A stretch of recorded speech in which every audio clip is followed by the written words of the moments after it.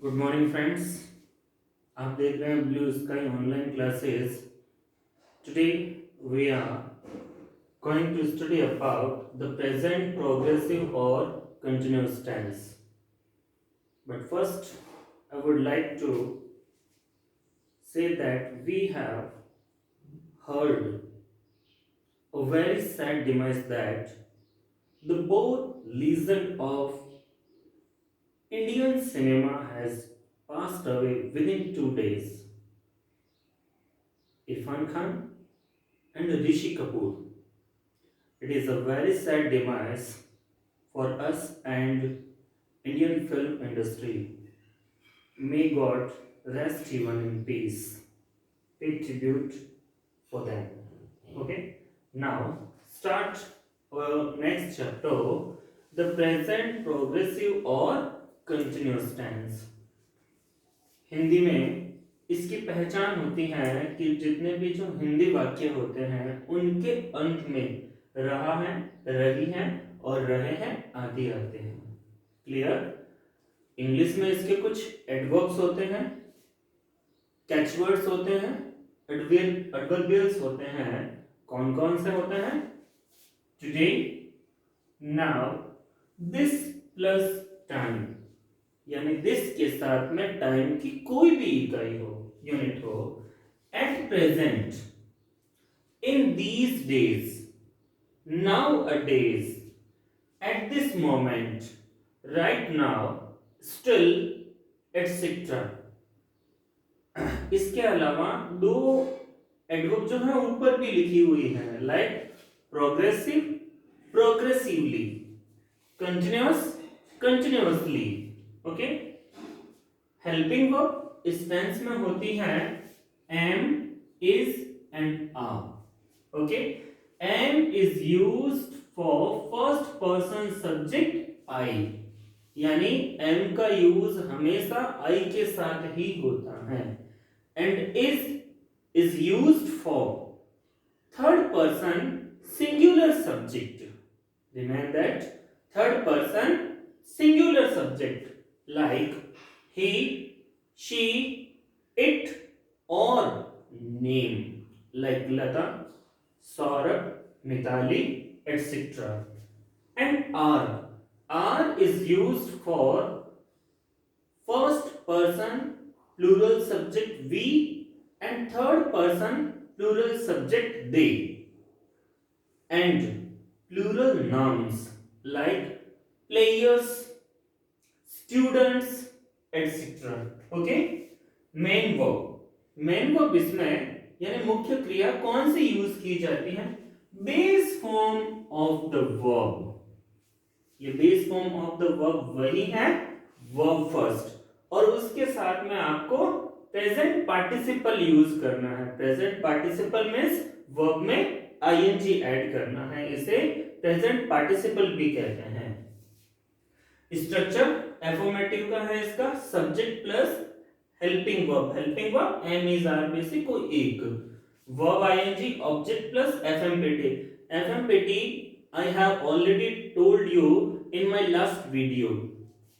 Negative auxiliary verb के बाद में यानी हेल्पिंग वर्ब के बाद में नॉट आ जाएगा, इंटरोगेटिव, ये आप देख लेना, कॉपी कर लेना। अब बात करते हैं इसके uses की। What is the uses of this tense? The first uses of this tense is to show an ongoing action, which means ऐसा एक्शन जो बोलने के समय चल रहा हो, at the time of speaking, और ऑन या वर्तमान में चल रहा हो, या फिर बोलने के समय जारी रहता है। लाइक जैसे एग्जांपल करते हैं,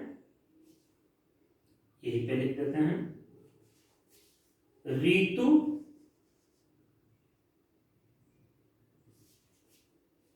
अ TV show at this time. Ritu verb लिख देते हैं अपन, watch. Ritu watch a TV show at this time. It means Ritu at this time, adverb आई है ना, at this time, this plus time, this plus time जब भी आता है तो आपको प्रेजेंट प्रोग्रेसिव या कंटिन्यूअस यूज करना है। अब देखिए रितु इस समय क्या कर रही है, टीवी देख रही है, तो आपकी हिंदी में भी पहचान हो जाएगी रही है, तो यहाँ पे हो जाएगा Ritu is watching a TV show at this time. Okay, second, at the time of speaking और एन ऑनगोइंग एक्शन, दोनों सेम ही चीजें हैं जो बोलने के समय या वर्तमान में जारी रहती हैं। जैसे एक और एग्जांपल देख लेते हैं, वी आर प्लेइंग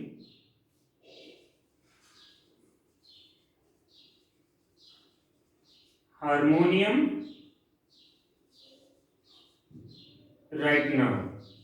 जैसे सपोज कीजिए कि अपने पास में हारमोनियम है और अपन हारमोनियम की क्लास ले रहे हैं, तो एक मास्टर होता है, उसके सामने जितने भी स्टूडेंट्स होते हैं, अगर उस समय उस सेंटेंस को रिप्रेजेंट किया जाएगा तो कैसे किया जाएगा, we are playing harmonium right now, हम अभी हारमोनियम बजा रहे हैं। ध्यान रखिएगा, जब भी म्यूजिकल इंस्ट्रूमेंट आता है तो उसके ठीक पहले वर्ब प्ले यूज की जाती है।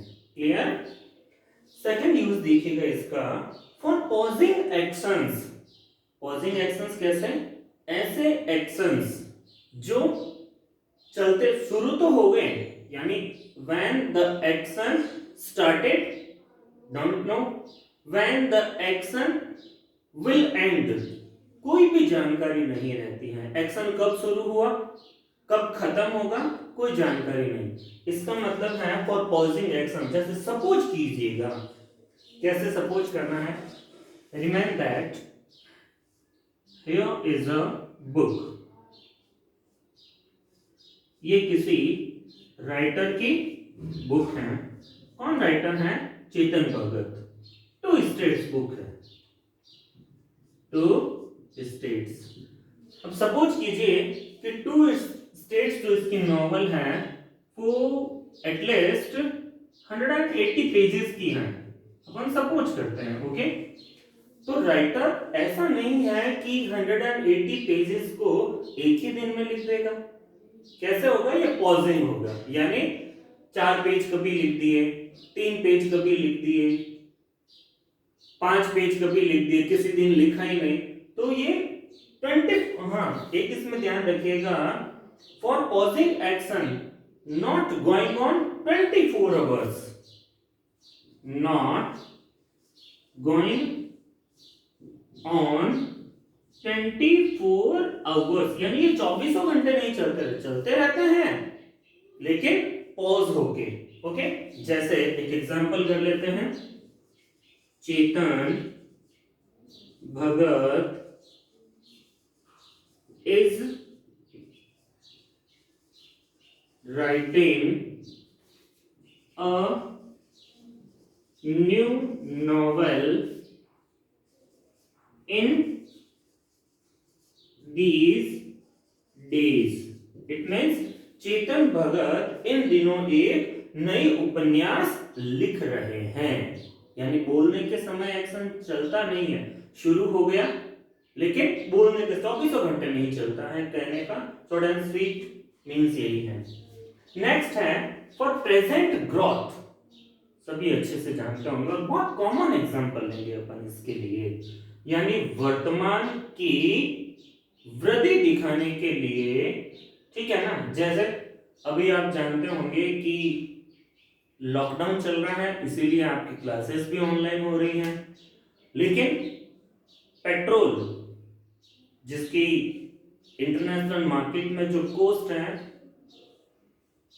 वो बहुत ही कम हो चुकी है, लेकिन फिर भी इंडिया में जो पेट्रोल है वो काफी महंगा मिल रहा है, lump sum 75 to 80 rupees per litre. Okay, तो पेट्रोल के भाव दिनों दिन बढ़ रहे हैं। जैसे the price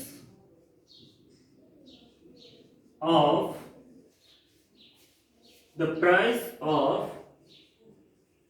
petrol is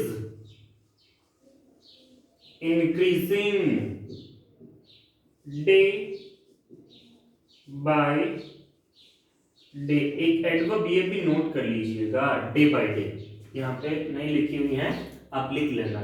the price of petrol, petrol की कीमतों में दिन ब दिन बढ़ोतरी हो रही है, यानी वृद्धि कैसी है, वर्तमान की है, ठीक है ना।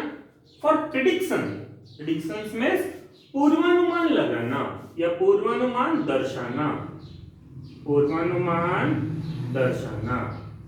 पूर्वानुमान कैसे, जैसे आप स्टेशन, रेलवे स्टेशन पर बैठे हुए हैं और वहां पे आप 3:30 का टाइम है ट्रेन के आने का, लेकिन नहीं आ गई, तो आप खुद से ही कहते हो, अपने बाजू वाले को कहते हो कि शायद आज ट्रेन देरी से आ रही है ना। द ट्रेन is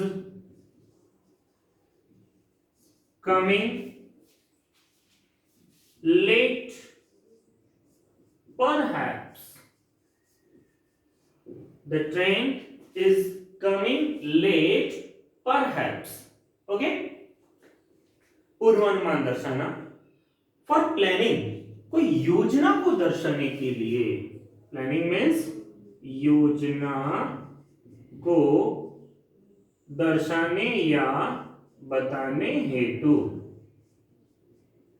योजना को दर्शाने या बताने हेतु, कैसे, अब ध्यान रखना, ये फ्यूचर की प्लानिंग होगी।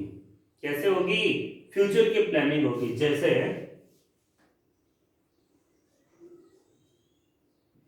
Neymar is going to play a charity match in India। Neymar Bharat में एक चैरिटी मैच खेलने जा रहा है। अब कब होगा, इसका एक एग्जांपल और देख लेते हैं। जैसे एक और एग्जांपल, माय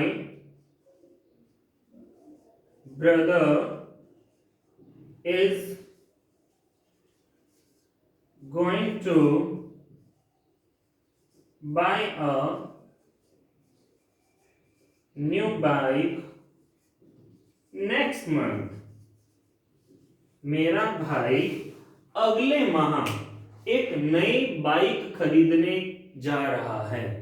तो आप समझिएगा कि ये एक्शन कब हैपन होगा, फ्यूचर में होगा, यानी क्या है आपकी, सिर्फ प्लानिंग है, नॉट श्योरिटी, सिर्फ प्लानिंग है, okay. And last use for constant habit, ऐसी आदत जो सतत रहती है, किसी में छूटती नहीं है, सतत आदत के लिए बहुतों की होती है, आपकी भी होगी, फोन चलाने की। अब आप घर पे हैं तो घर वालों ने ऑनलाइन क्लासेस के माध्यम से आपको ये एक जो प्रोवाइड करवा दिया है मोबाइल फोन, और स्कूल वाले भी कह रहे हैं, तो आप भी इसके, कोई पढ़ने का शौकीन होता है यानी उसकी आदत होती है। और मैं एक ऐसा एग्जांपल ले रहा हूं जो इन दिनों इंडिया में नहीं पाया जाता है, इससे पहले पाया जाता था। जैसे he is always spitting, he is always spitting to and fro। To and fro means इधर उधर या यहां वहां। he is always spitting to and fro, वो हमेशा इधर उधर थूकता रहता है, ये उसकी आदत है, मतलब जहां खड़ा हो गया वहां पर भी स्पिटिंग करता रहता है। एक और हमने सारे सेंटेंस एसोसिएटिव किए हैं, एक और सेंटेंस अपन निगेटिव भी कर लेते हैं, इंटरोगेटिव भी कर लेते हैं, इंटरोनेगेटिव भी कर लेते हैं, okay. I am not going to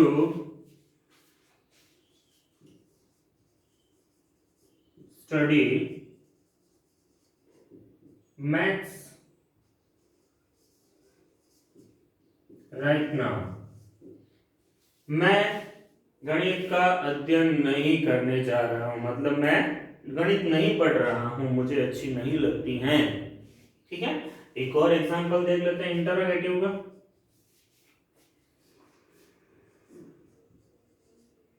are you reading a newspaper at this time? क्या आप अभी अखबार पढ़ रहे हो या समाचार पत्र पढ़ रहे हो? एक एग्जांपल और देख लेते हैं इंटरोगेटिव का. Is Lavina not making a noise in her room? क्या लवीना अपने कमरे में शोर नहीं कर रही है? तो ये इंटरोगेटिव भी हो गया और निगेटिव भी हो गया. अब ध्यान रखना है, इसको अबरवेटेड फॉर्म करेंगे तो अबरवेटेड फॉर्म कैसे? जैसे इजंट, जैसे अपन ने इजंट कर दिया, तब फिर ध्यान रखना यहां पर यह नॉट नहीं आएगा. क्लियर? तो ये था हमारा प्रेजेंट प्रोग्रेसिव और कंटीन्यूअस टेंस. आई होप आप समझ गए होंगे इसको. जहां पर भी दिक्कत है आप कमेंट बॉक्स में अपना कमेंट लिख दीजिएगा, रिप्लाई किया जाएगा आपको. अच्छा लगे वीडियो तो वीडियो को लाइक कीजिएगा, चैनल को सब्सक्राइब कीजिएगा और बेल आइकन को पुश कीजिएगा. whenever I will upload a video for you, then you get an information for the same. Thank you. आप देख रहे थे blue sky online English classes. Thank you. Have a nice day.